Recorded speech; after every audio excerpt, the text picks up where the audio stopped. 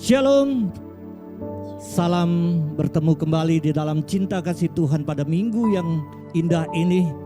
Di dalam perjamuan kudus bersama-sama akan kita lakukan. Sebelum itu kita datang kepada Tuhan, kita menyembah Tuhan, kita bersaat teduh, merenungkan kebaikan Tuhan. Kami bersyukur Tuhan Yesus, Engkau Bapa yang setia, Bapa yang senantiasa menghampiri kami dengan kasih. Engkau Bapa yang senantiasa selalu memberikan hal-hal yang terbaru dalam kehidupan kami. Terima kasih Tuhan. Terima kasih Tuhan Yesus. Mari bersama-sama kita katakan iman kita kepada Tuhan. Aku percaya kepada Allah Bapa yang Maha Kuasa, Khalik langit dan bumi, dan kepada Yesus Kristus anaknya yang tunggal Tuhan kita, yang dikandung daripada Roh Kudus, lahir dari anak darah Maria, yang menderita di bawah pemerintahan Pontius Pilatus, disalibkan, mati dan dikuburkan, turun ke dalam kerajaan maut, pada hari yang ketiga bangkit pula dari antara orang mati, naik ke surga, duduk di sebelah kanan Allah Bapa yang Maha Kuasa, dan akan datang dari sana untuk menghakimi orang yang hidup dan yang mati. Aku percaya kepada Roh Kudus, gereja yang kudus dan am, persekutuan orang kudus, pengampunan dosa, kebangkitan orang mati, dan hidup yang kekal. Amin. Kami bersyukur Tuhan dalam pujian kami Tuhan. Inilah kerinduan kami melalui pujian penyembahan kami Tuhan. Haleluya. Tuhanku rindu masuk dalam hadirat-Mu. Katakan jiwaku menanti. Bahwa kami mendekat Tuhan, bahwa ku mendekat kepadamu dalam kemuliaan yang kudus. Kami mengundang Bapak Ibu angkat kembali pujian ini. Katakan kerinduan kita. Tuhanku rindu masuk dalam jiwaku menanti. Bawaku mendekat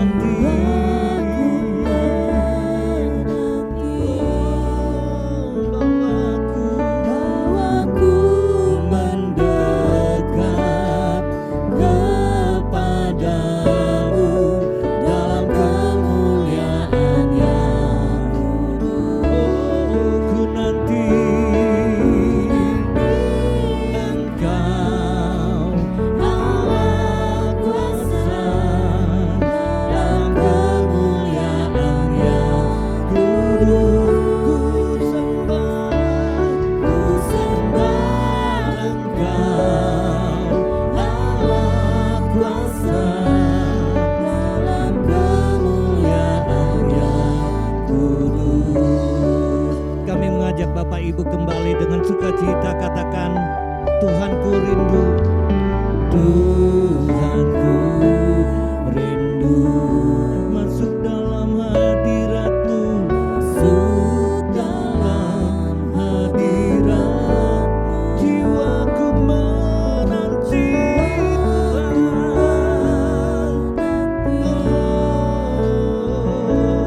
Bawaku mendekat kepadamu dalam kemuliaan yang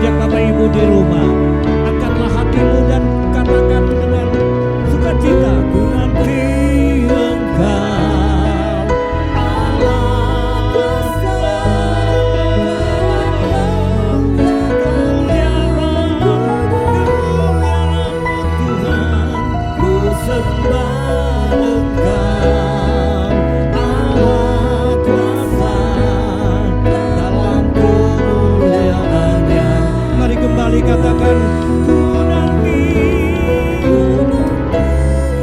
Kembali kami panggilkan hambanya.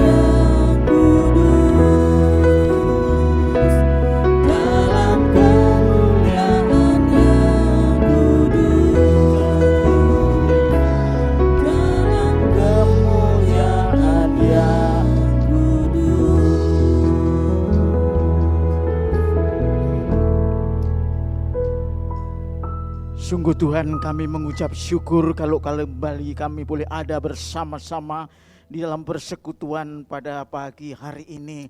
Hari yang indah, hari Tuhan, di mana Engkau hadir di dalam pujian dan penyembahan kami.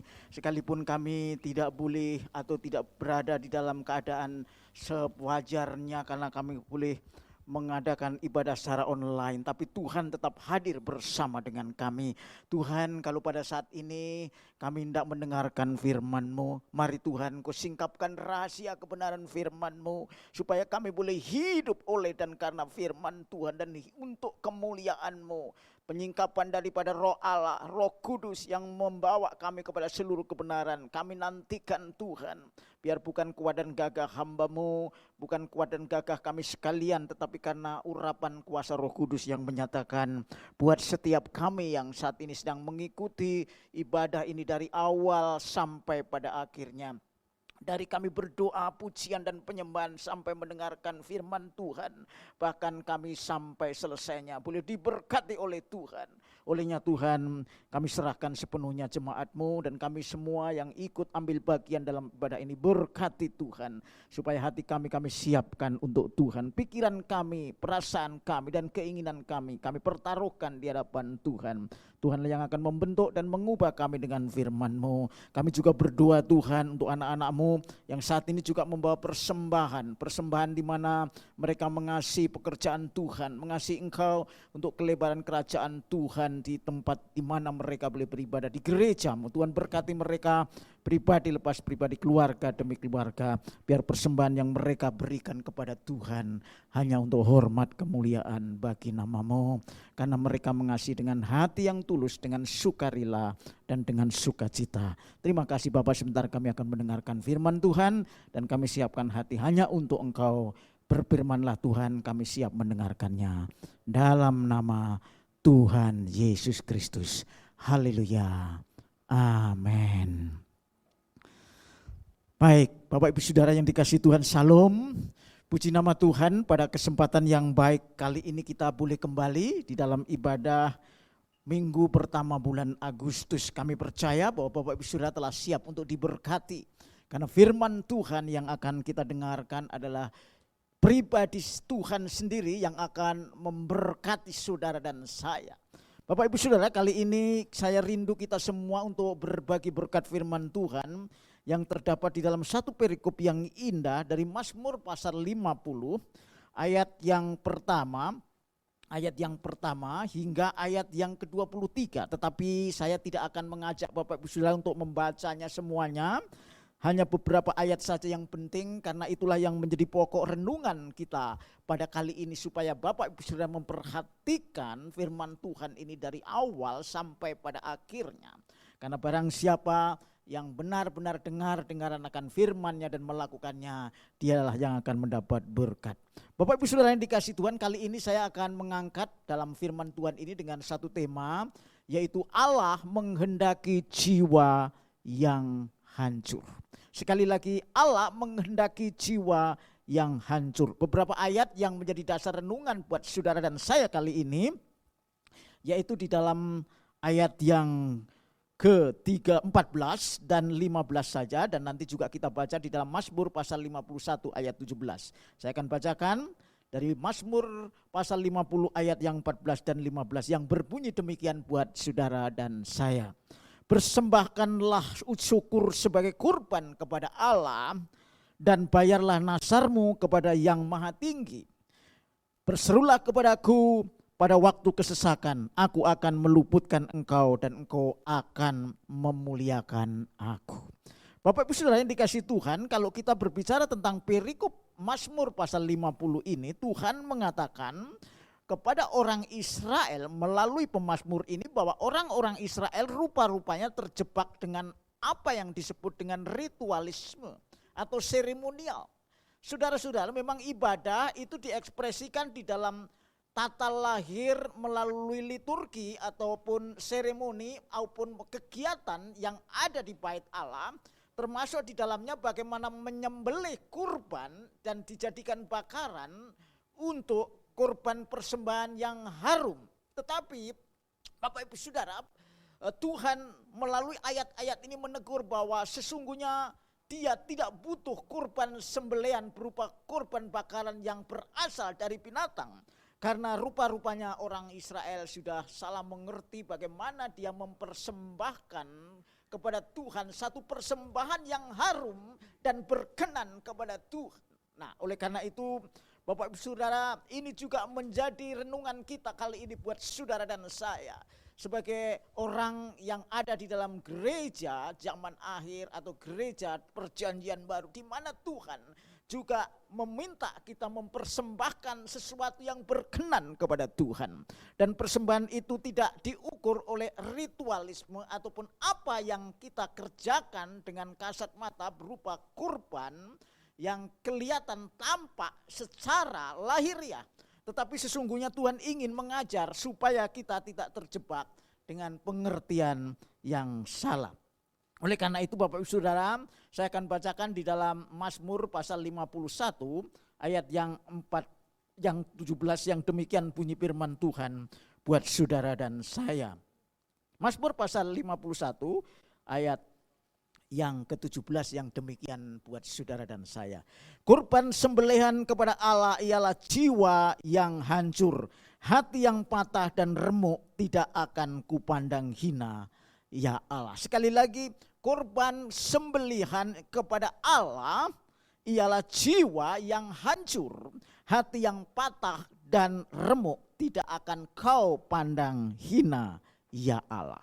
Bapak Ibu Saudara yang dikasihi Tuhan, inilah inti atau dasar renungan kita kali ini dengan kita angkat tema Allah menghendaki jiwa yang hancur. Bapak Ibu Saudara, manusia mempunyai jiwa, manusia mempunyai tubuh, dan jiwa adalah bagian yang penting ketika manusia itu berhubungan dengan Allah. Tubuh hanya alat di mana jiwa itu menggerakkannya sehingga terjadi apa yang kita inginkan, apa yang kita rasakan, dan apa yang kita pikirkan. Jadi ekspresi tubuh ini adalah seperti korban yang kelihatan. Kita menyanyi maka dengan mulut berkata-kata dan lantunan nada yang indah. Tetapi Bapak Ibu Saudara, itulah yang digambarkan. Kita bisa menyanyi sesuatu lagu dengan nada yang indah, bahkan lirik yang sangat memukau. Tetapi Bapak Ibu Saudara, Tuhan katakan sesungguhnya kurban sembelihan kepada Allah ialah jiwa yang hancur, saudara. Jiwa yang hancur, jadi manusia batenia kita yang menentukan bagaimana tindakan lahir kita ini. Sebagai kurban yang nyata, Tuhan tidak melihat dari luar, tapi melihat dari apa yang ada di dalam diri saudara dan saya ketika saudara mempersembahkan syukur kepadanya. Oleh karena itu Bapak Ibu Saudara, kali ini kita akan konsentrasi. Apa yang dimaksud oleh Tuhan melalui Mazmur ini, bahwa orang yang percaya harus mempersembahkan syukur dengan hati yang hancur, ya, hati yang remuk, hati yang patah. Saudara-saudara, ada 3 hal yang saya ingin bagikan buat saudara dan saya.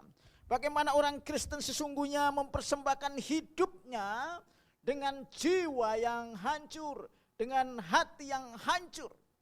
Saudara, yang pertama, mari Bapak Ibu Saudara, saya akan bacakan di dalam ayat 4 dari Matius pasal 5, yaitu Matius pasal yang kelima ayat yang keempat yang berbunyi demikian.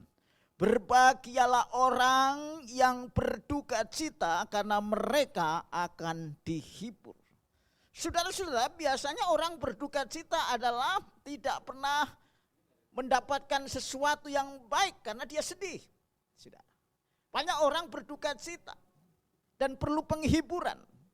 Kalau kita kehilangan orang yang kita kasihi, mungkin meninggal karena lebih dulu dipanggil oleh Tuhan pulang ke surga, ataupun kita merasa sesuatu ada yang hilang dalam hidup kita, terutama adalah kekasih-kasih kita yang mungkin menderita, kita menjadi berduka cita atau sedih.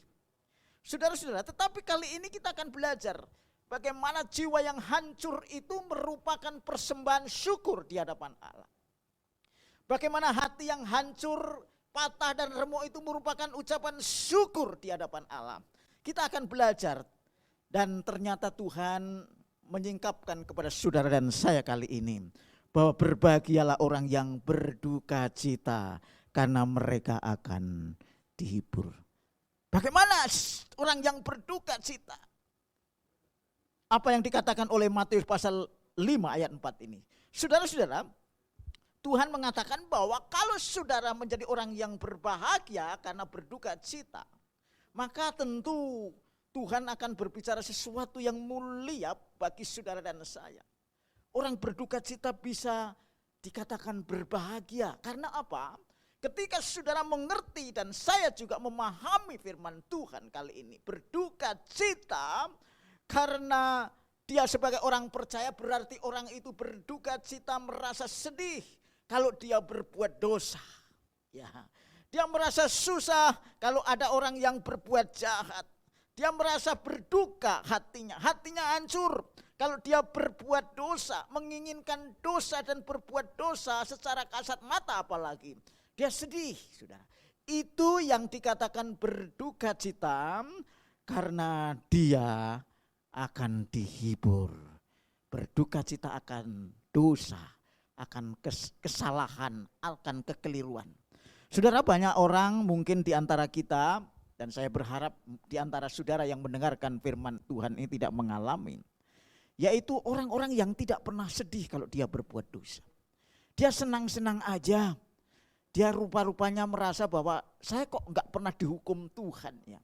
Saya kayaknya lebih baik dari orang lain padahal saya juga hidup saya ya tidak pernah hidup dalam ketetaatan kepada Tuhan.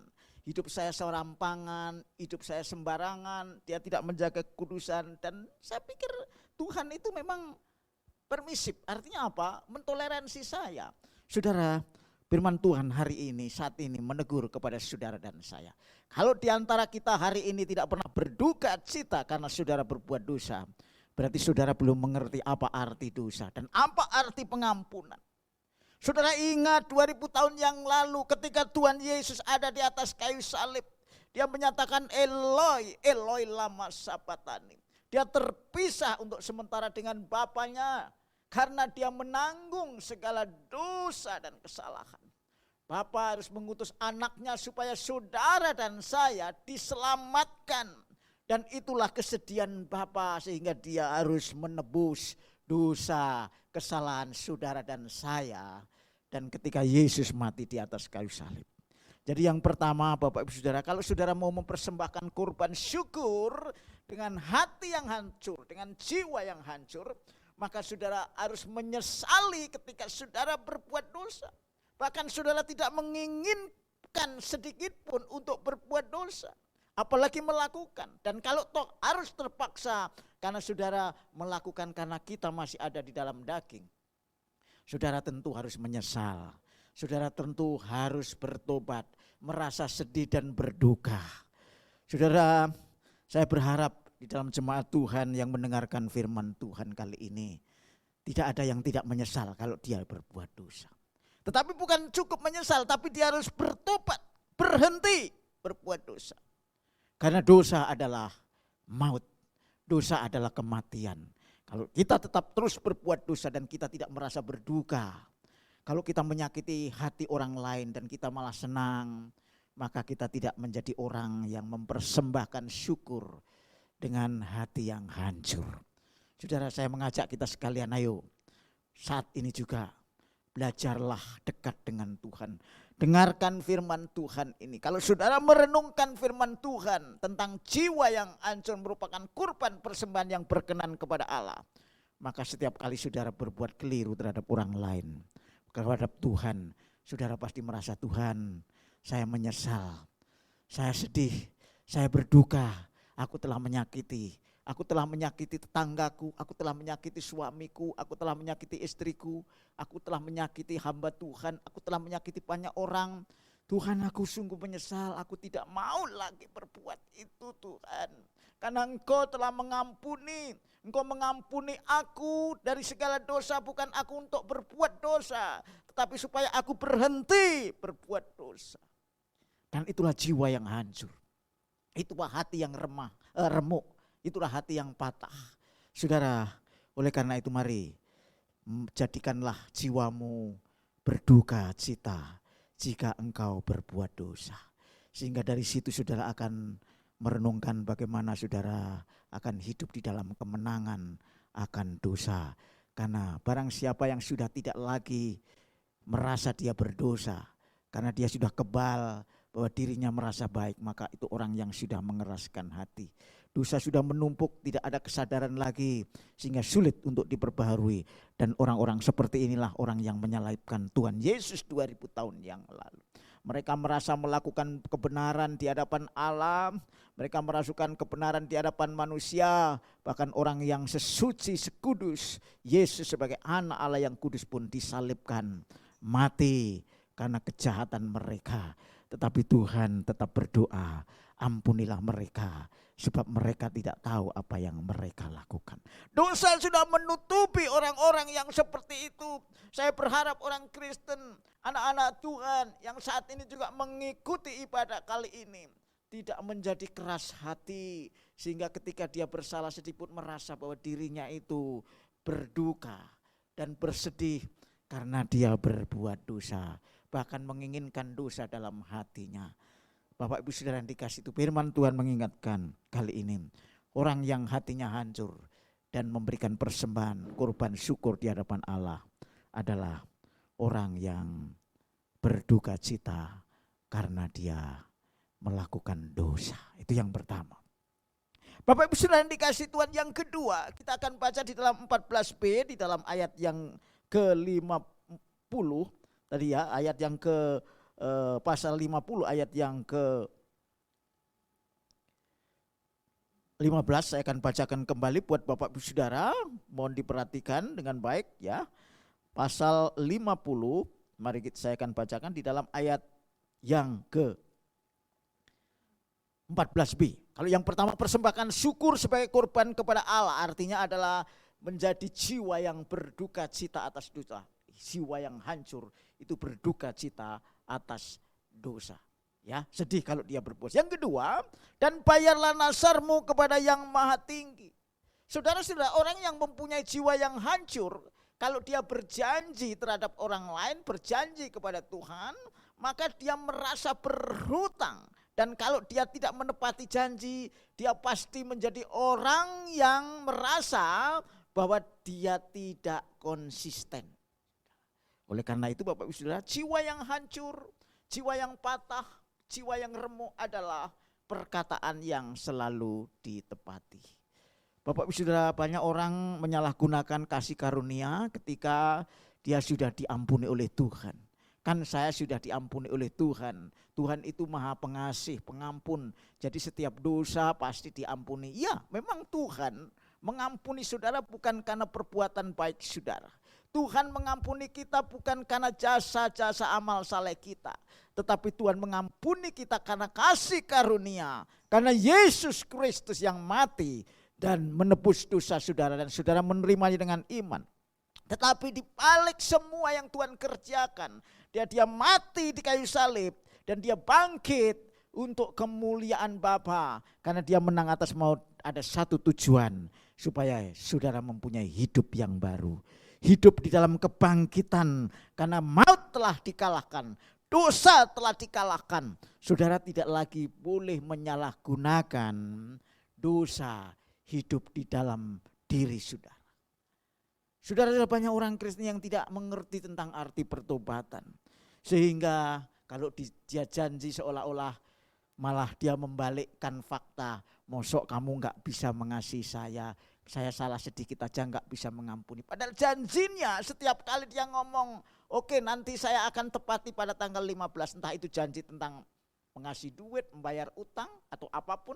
Terlepas dari itu semua, saudara, kadang-kadang kita menganggap remeh tentang bagaimana kita berkata-kata, saudara. Karena Tuhan katakan bahwa engkau akan diadili karena perkataanmu. Ya, saudara, perkataan kita akan diperhitungkan oleh Tuhan. Bukan berarti saudara bebas daripada apa yang Tuhan akan nilai kelak. Karena itu Bapak Ibu Saudara, jiwa yang hancur, hati yang remuk, hati yang patah. Yang pertama adalah jiwa yang berduka cita karena dosa. Yang kedua, hati atau perkataan yang selalu ditepati. Jadi bagi kita sebagai orang percaya, mari saya mengajak kita semua. Saudara, belajarlah untuk menepati janji di hadapan Tuhan. Belajarlah untuk menepati janji di hadapan sesama. Karena bagi orang Kristen tidak lagi diperlukan sumpah di hadapan Allah. Ya di atas ya, tidak di atas tidak. Di dalam Matius pasal 5 ayat 36, saya akan bacakan buat kita sekalian. Matius pasal 5 ayat yang ke-36 dan 37 yang berbunyi demikian buat kita sekalian. Matius pasal 36 ayat pasal 5 ayat 36 dan 30. Janganlah juga engkau bersumpah demi kepalamu, karena engkau tidak berkuasa memutihkan atau menghitamkan sehelai rambut pun. Jika ya, ayat 36, hendaklah kamu katakan ya. Jika tidak, hendaklah kamu katakan tidak. Jadi orang Kristen itu di atas kebenaran. Kalau ya, ya. Kalau tidak, tidak. Tidak boleh pelintat-pelintut. Ya. Tidak boleh pelin-pelan. Pelin-pelan, pelintat-pelintut. Artinya Bapak Ibu Saudara, kalau kita katakan ya, ya.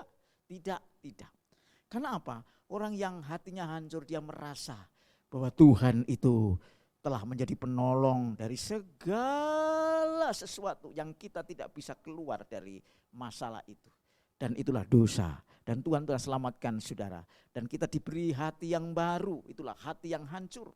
Sehingga kita berduka cita kalau kita berbuat salah dan berbuat dosa. Yang kedua, kalau kita mempunyai hati yang hancur, maka perkataan kita selalu ingin supaya sesuai dengan hati kita. Perkataan saudara, janji saudara, keinginan saudara, keinginan saya harus sesuai apa yang dikatakan dengan apa yang ada dalam hati kita. Itulah yang disebut integritas. Jadi ya di atas ya, tidak di atas tidak. Selebihnya itu adalah jahat. Oleh karena itu jangan menganggap remeh kasih karunia ketika Tuhan telah mengampuni saudara. Telah menjadikan saudara sebagai manusia yang baru. Saudara tidak bisa hidup sembarangan. Karena saudara menjadi terang dan garam bagi dunia ini. Seperti Kristus menjadi berkat bagi banyak orang. Bapak Ibu Saudara, yang ketiga. Bapak Ibu Saudara, kalau kita mempunyai hati yang hancur. Sebagaimana Tuhan menginginkan bahwa persembahan syukur yang berkenan kepada Tuhan adalah hati yang hancur. Maka kita menjadi pribadi yang selalu mencari Tuhan. Saudara-saudara, menjadi pribadi yang selalu mencari Tuhan. Di dalam Mazmur pasal 15 kembali, ayat pasal 50 maksud saya, ayat yang ke-15 di sana dikatakan, berserulah kepadaku pada waktu kesesakan, aku akan meluputkan engkau dan engkau akan memuliakan aku. Bapak Ibu Saudara yang dikasihi Tuhan, kalau kita mempunyai hati yang hancur, yang hati kita sudah menjadi seperti hatinya Tuhan, perasaan kita seperti perasaan Tuhan, dan keinginan kita menjadi keinginan Tuhan, maka kita menjadi orang yang selalu lapar dan haus akan firman. Kita akan selalu datang kepada Tuhan, sekalipun dalam masa yang paling sulit pun kita datang kepada Tuhan. Hari ini Bapak Ibu Saudara, kita sedang dan masih dalam mengalami pandemi ya, COVID-19. Saya mengajak kita semua, mungkin saudara ada yang terpapar, ada yang harus dirawat di rumah sakit ataupun isolasi mandiri. Tapi saya mengajak saudara, datanglah kepada Tuhan pada masa kesesakanmu. Tuhan akan meluputkan engkau, akan memberikan kekuatan, kemampuan dan penghiburan, sukacita yang daripada Tuhan. Karena Tuhan berjanji bahwa Dia akan meluputkan saudara dan saya dari masalah yang paling besar, yaitu dosa dan kebinasaan. Karena Tuhan berjanji ya dan amin. Karena itu Bapak Ibu Saudara, mari jadilah pribadi yang selalu rindu Tuhan lebih daripada semua. Banyak orang yang pergi ke tempat lain selain daripada Tuhan, bahwa dianggapnya orang lain atau tempat itu bisa memberikan jaminan. Tetapi bagi kita, entah apapun siapapun kita, saya percaya kita adalah orang yang selalu berada di dalam keadaan yang tidak berdaya di hadapan Tuhan. Menjadi orang yang miskin, karena itu di hadapan Allah. Karena itu Bapak Ibu Saudara, kita selalu merendahkan diri di hadapan Tuhan. Kita ingin Tuhanlah yang menjadi segala-galanya. Dalam keadaan suka maupun duka, apalagi ketika saudara dalam keadaan terjepit, datanglah, berserulah kepada Tuhan. Karena Dia selalu akan menemani saudara. Mari saya akan bacakan di dalam Mazmur pasal 118. Saudara, Mazmur pasal 118 saya akan bacakan buat saudara dan saya. Ayat yang kelima yang berbunyi demikian. Dalam kesesakan aku telah berseru kepada Tuhan. Tuhan telah menjawab aku dengan memberi kelegaan. Saudara, dalam kesesakan aku telah berseru kepada Tuhan. Tuhan telah menjawab aku dengan memberi kelegaan. Saudara, kadang-kadang mungkin kita menganggap bahwa apa yang kita inginkan di dalam doa Tuhan selalu jawab, tapi rupanya tidak harus demikian. Yang penting adalah bahwa Tuhan menjawab setiap apa yang saudara naikkan kepada Tuhan sebagai permohonan. Maka Dia katakan Tuhan menjawab aku dan memberi kelegaan. Sekalipun mungkin persoalan saudara di bumi ini tidak selesai sampai akhir hayat kita, tetapi Tuhan memberi damai sejahtera, memberi kelegaan, memberikan sukacita. Dan itulah jaminan Tuhan. Ketika saudara dan saya datang, selalu datang kepada Tuhan, bukan kepada yang lain. Tuhan pasti memberi damai sejahtera, memberi kelegaan, memberi sukacita. Karena Tuhan adalah sumber segala damai sejahtera bagi orang yang percaya. Bapak Ibu Saudara yang dikasihi Tuhan, mari pada kesempatan yang baik ini kita kembali renungkan firman Tuhan. 3 hal yang sebagai rangkuman khotbah hari ini buat saudara yang mendengarkan saat ini, yaitu bagaimana Tuhan menghendaki hati yang hancur, yaitu hati yang patah dan remuk, jiwa yang hancur, yaitu yang pertama adalah orang yang berduka cita atas dosa. Dia selalu merasa kalau berdosa bersedih dan berduka, sehingga dia ingin bertobat.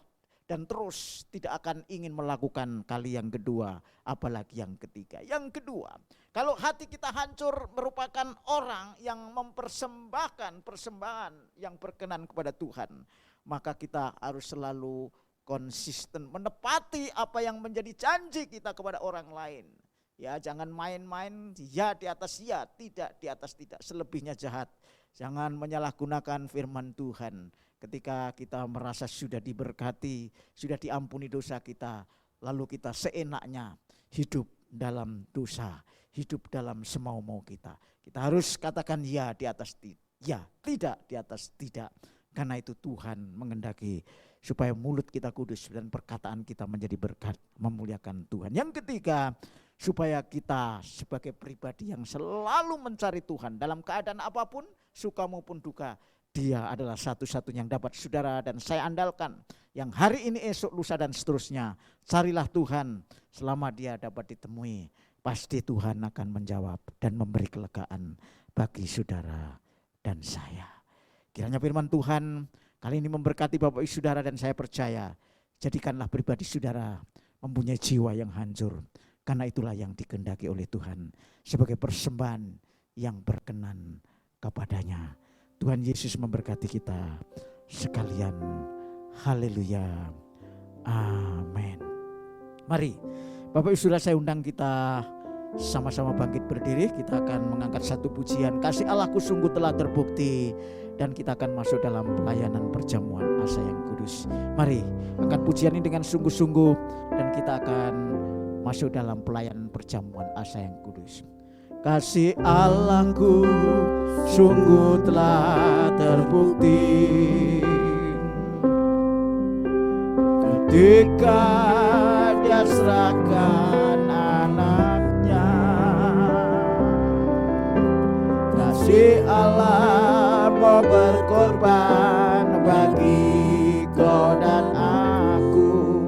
Tak ada kasih seperti kasih Allahku. Kasih Allahku sungguh telah terbukti ketika Dia serahkan anaknya. Kasih Allah mau berkorban bagi kau dan aku. Tak ada kasih seperti kasih.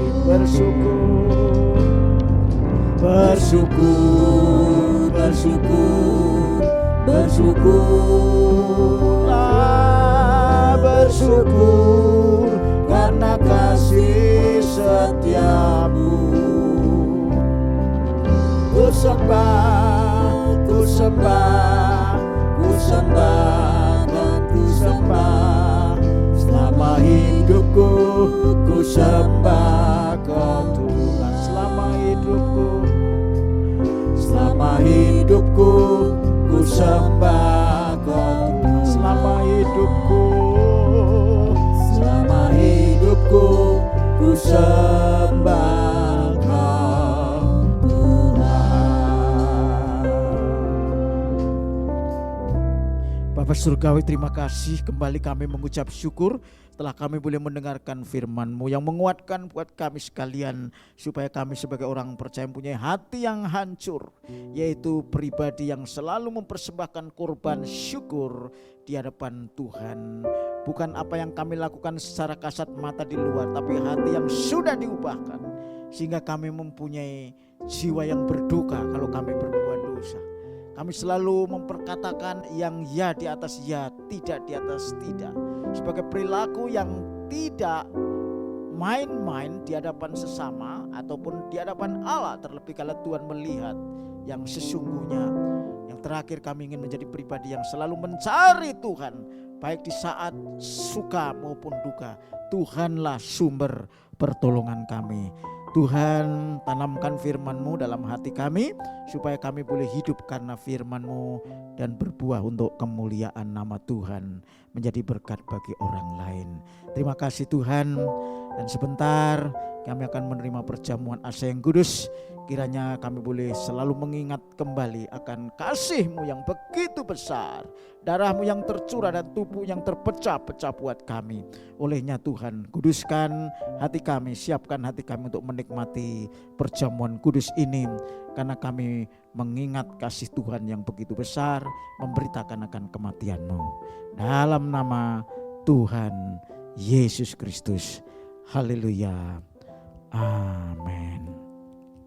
Baik, Bapak Ibu Saudara yang dikasihi Tuhan, mari saya mengundang kita semua untuk mengangkat roti yang ada di tangan Bapak Ibu Saudara yang telah tersedia sebelum kita memulai ibadah kita hari ini. Dan sebelum kita makan roti ini, mari dengarkan firman Tuhan dan katakan amin setelah kami membacakannya buat saudara. Dan juga kita akan sama-sama merenungkan bagaimana roti dan anggur ini yang menggambarkan tubuh dan darah Kristus yang kita akan nikmati sebagai sakramen yang kudus. Mari dengarkan firman Tuhan, dan sebelum makan dan minum roti serta anggur ini, saudara dengarkan firman Tuhan. Angkat roti dengan tangan kanan tinggi melampaui kepala saudara, dan saya akan bacakan firman Tuhan buat saudara dan saya. Bukankah cawan pengucapan syukur yang atasnya kita ucapkan syukur adalah persekutuan dengan darah Kristus? Bukankah roti yang kita pecah-pecahkan adalah persekutuan dengan tubuh Kristus? Sebab apa yang telah kuteruskan kepadamu telah aku terima dari Tuhan, yaitu bahwa Tuhan Yesus pada malam waktu Ia diserahkan mengambil roti, dan sesudah itu Ia mengucap syukur atasnya, Ia memecah-mecahkannya dan berkata, inilah tubuhku yang diserahkan bagi kamu, perbuatlah ini menjadi peringatan akan aku. Mari kita makan roti ini dalam nama Tuhan Yesus Kristus. Haleluya. Makasih Tuhan. Makasih Yesus. Makasih Tuhan. Makasih Tuhan. Oh haleluya. Makasih Tuhan. Makasih Tuhan buat tubuhmu yang telah terpecah buat kami karena dosa dan pelanggaran kami. Terima kasih Tuhan. Makasih dan jemaat yang dikasih Tuhan. Mari kita angkat cawan anggur dengan tangan kanan kita tinggi melampaui kepala kita masing-masing. Dan sebelum kita minum anggur ini yang menggambarkan darah Tuhan Yesus yang tercurah 2000 tahun yang lalu karena dosa dan kesalahan kita. Mari kita dengarkan firman Tuhan. Demikian juga ia mengambil cawan sesudah makan lalu berkata, cawan ini adalah perjanjian baru yang dimeteraikan oleh darahku. Perbuatlah ini setiap kali kamu meminumnya menjadi peringatan akan aku. Mari kita minum anggur ini dalam nama Tuhan Yesus Kristus.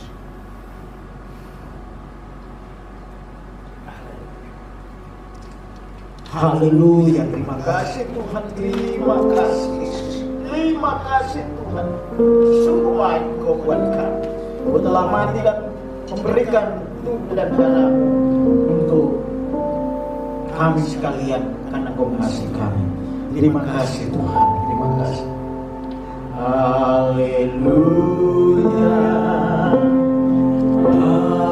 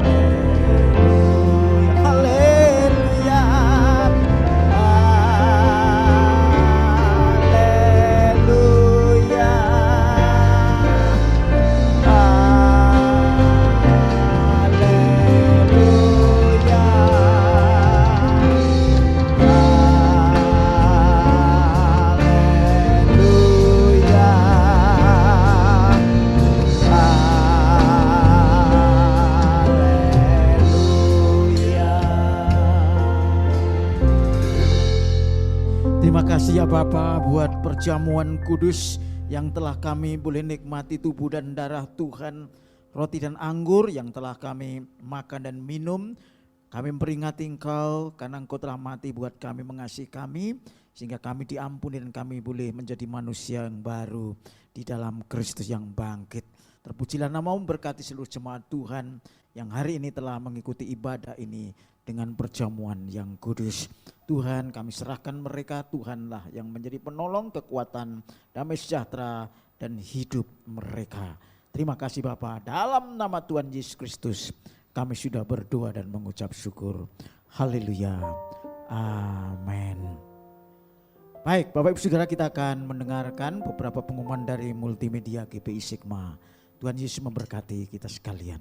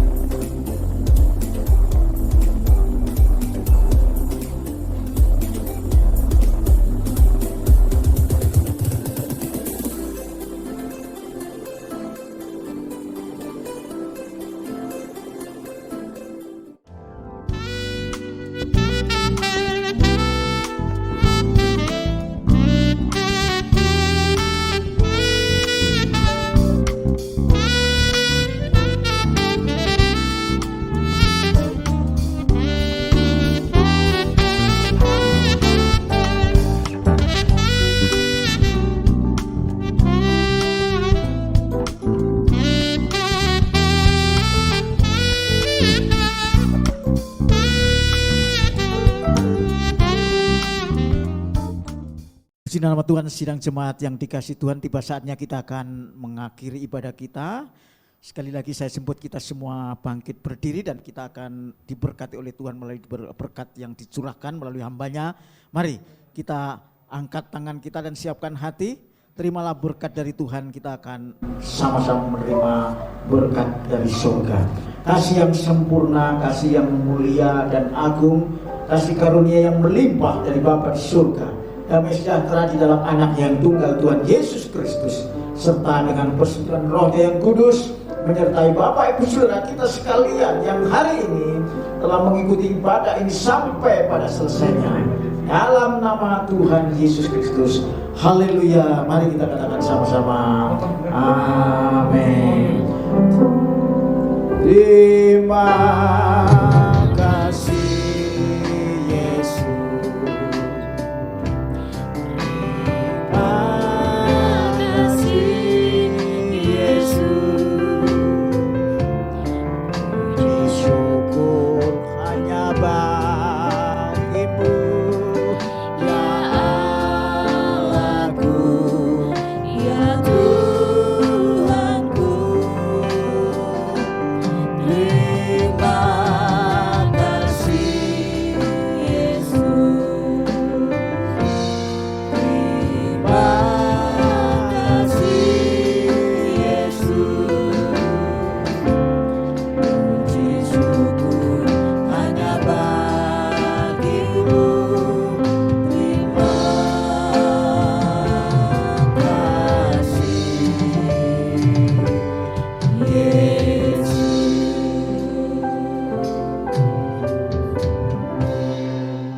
Tuhan Yesus memberkati, selamat pulang. Haleluya. Amin.